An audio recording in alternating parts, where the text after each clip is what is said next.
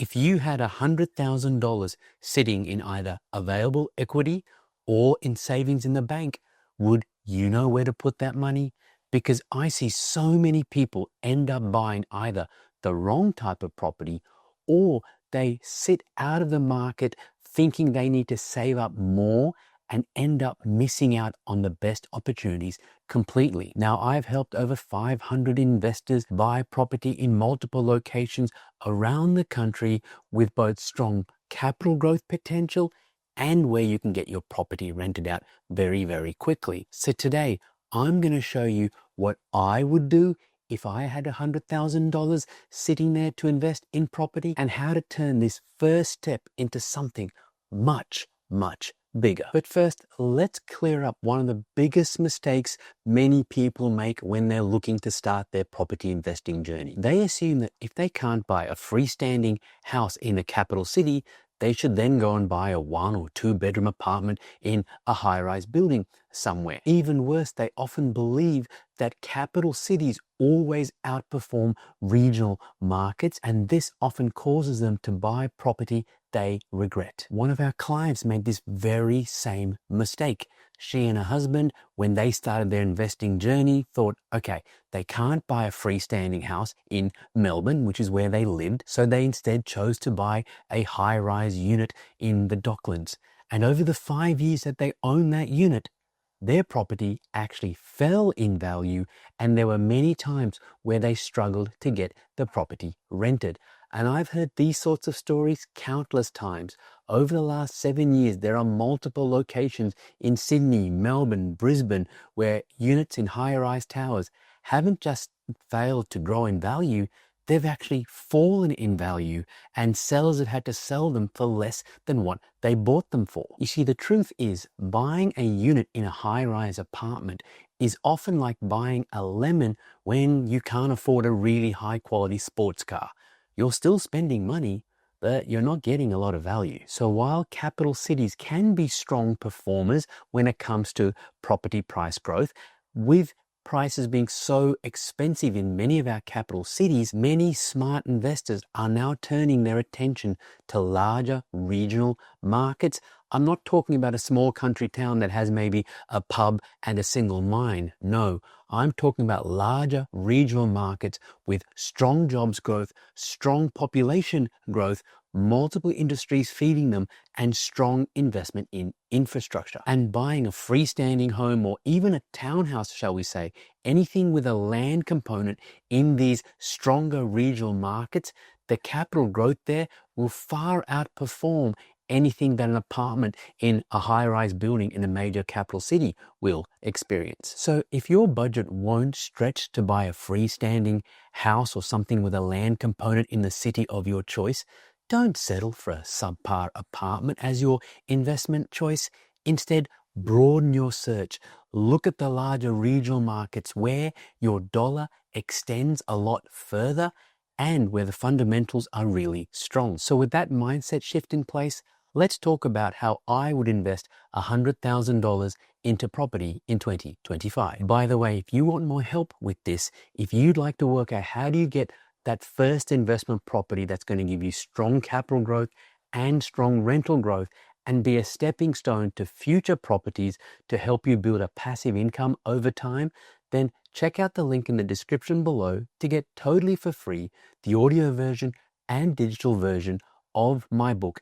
It's a full property investing roadmap based on my now 23 years of investing experience. Now, how would I use $100,000 to start building my property portfolio? Well, a major mistake I see so many people make is they think that they should avoid lender's mortgage insurance or loan mortgage insurance, LMI for short. Many people think that LMI is some kind of penalty and they should try their best to avoid it. What's my take on that? It's actually a little bit different. Let me share a quick story here. A client of ours, she had $100,000 to invest in property. She was on a single income. We helped her get into the market. She bought a property for $600,000. Now, she didn't have a 20% deposit because 20% of $600,000 is $120,000. And like I said, she only had $100,000, which had to cover her stamp duty, her legals, all of her other costs. So what did she do? She put in a 10% deposit and then she paid lender's mortgage insurance, or LMI. Now, on that particular property, her LMI cost was about 2% of the purchase price, so 2% of $600,000.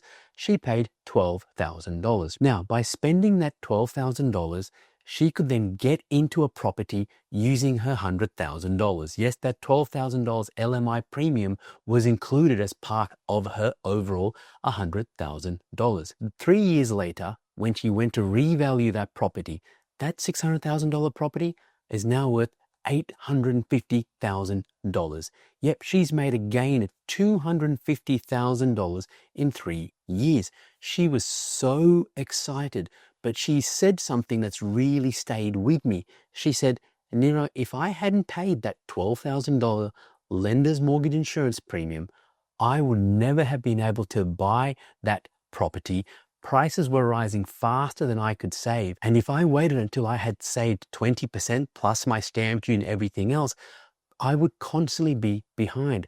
Prices were rising faster than she could save. So for me, lender's mortgage insurance is not a penalty. In many ways, I look at it as an accelerant. It allows you to get into a property faster without needing to save a 20% deposit.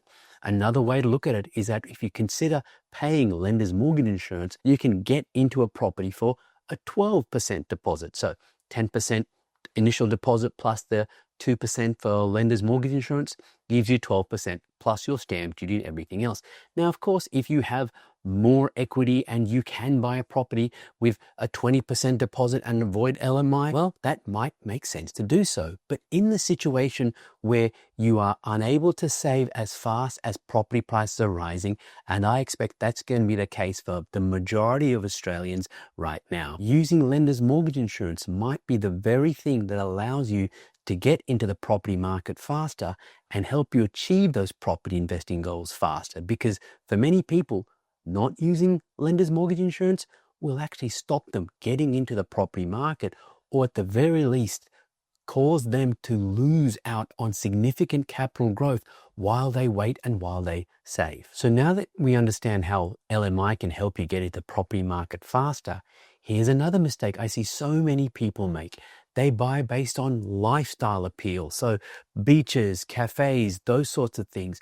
They focus on those aspects at the expense of strong fundamentals like population growth, strong owner occupancy rates, strong jobs growth, and some of the factors I mentioned earlier on. I remember speaking to a couple a few years ago. They lived in Sydney at the time, and they said they went on holiday to Nelson Bay. They loved the area, they fell in love with it, and they bought this luxurious place that they thought was beautiful, close to the beach. They could see themselves living in it at some point in the future, and they thought it would make a great investment. The problem is, at that time, the area did not have enough owner occupancy demand, so prices didn't rise. Plus, it was an area heavily focused on tourism, which meant the rental demand wasn't there either. This couple told me that their property was vacant for 6 months out of 12 every year for the 3 years they held the property. They finally had to sell the property just because the holding costs were hurting them too much.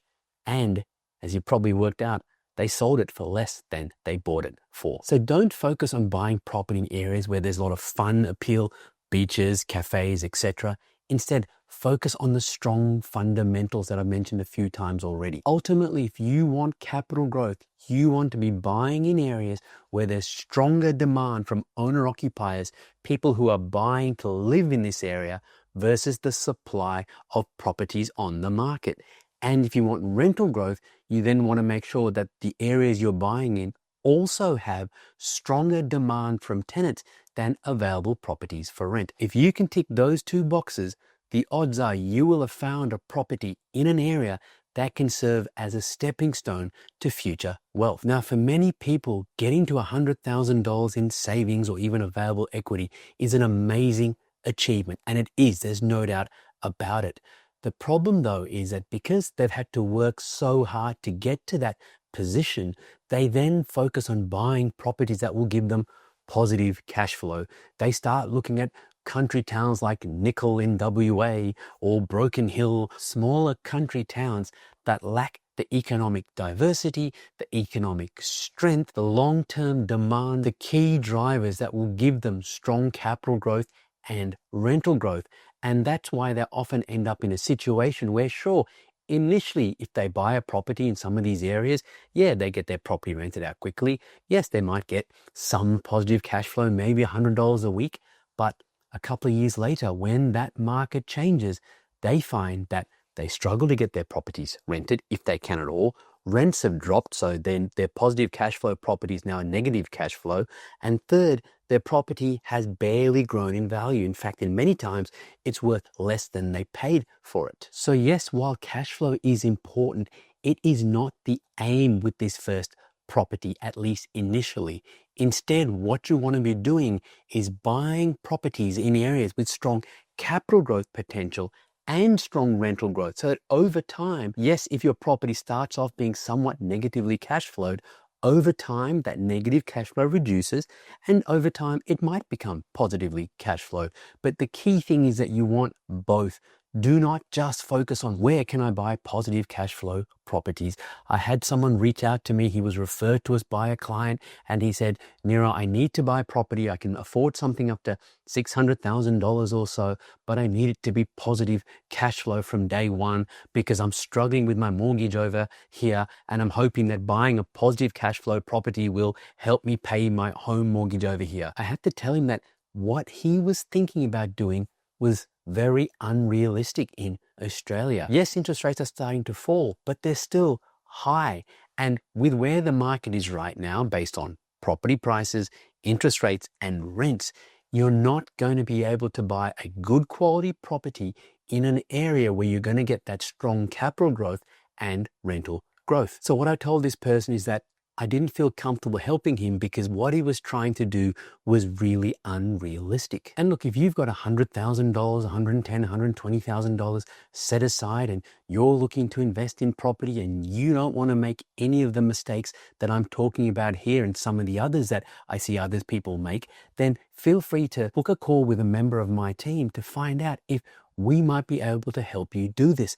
Like I said, we've helped over 500 clients invest in property in areas around the country that have had strong capital growth and where the rents have risen as well. So then how do you take that first investment property and have it lead to other properties so you can build a property portfolio? I see so many people overthink this and they then want their property to be absolutely perfect and they end up just getting stuck or missing out. One of our clients, Sam, came to us. He had $100,000 saved up and we were able to get him a property at the time for $549,000. A year later, he got his property revalued and the bank valued it at over $700,000 and his rents had increased as well. He was then able to use the equity on that first property to buy another property, this time for $600,000. 6 months later, he got that second property valued by the bank. It was now worth $700,000. He again used the equity to buy a third property and is now about to buy a fourth. That's the power of getting that first property right. If you're someone who's had to work hard to save $100,000 or get $100,000 in equity, you don't want that first property to go wrong. You have to get it right. And applying the strategies that I'm talking about here will help you. Because the first property, that really isn't the goal. It's the launch pad for your property portfolio. If it performs well, you can refinance, release the equity, and buy again. It's not about hitting $1 million in one go. It's about building momentum. I often say property investing is not a one-time event. It's a process. That's why you want to focus on buying property with strong upside in areas with good fundamentals. Hold it for growth and refinance as soon as you're able to. Done right, your first deal leads to your second deal, your third deal, and so on. So if you've only got $100,000 to work with, the key isn't buying just any property. It's buying the right kind of property in the right area, using the right strategy so it actually opens up future opportunities. But the thing is, people still hesitate. They wonder if they should just throw all that money at their mortgage instead. Play it safe. Get out of debt faster. Well, if that's something you've been asking yourself, go and watch this video where I answer the question, is it better for you to pay off your mortgage faster or start investing in property earlier?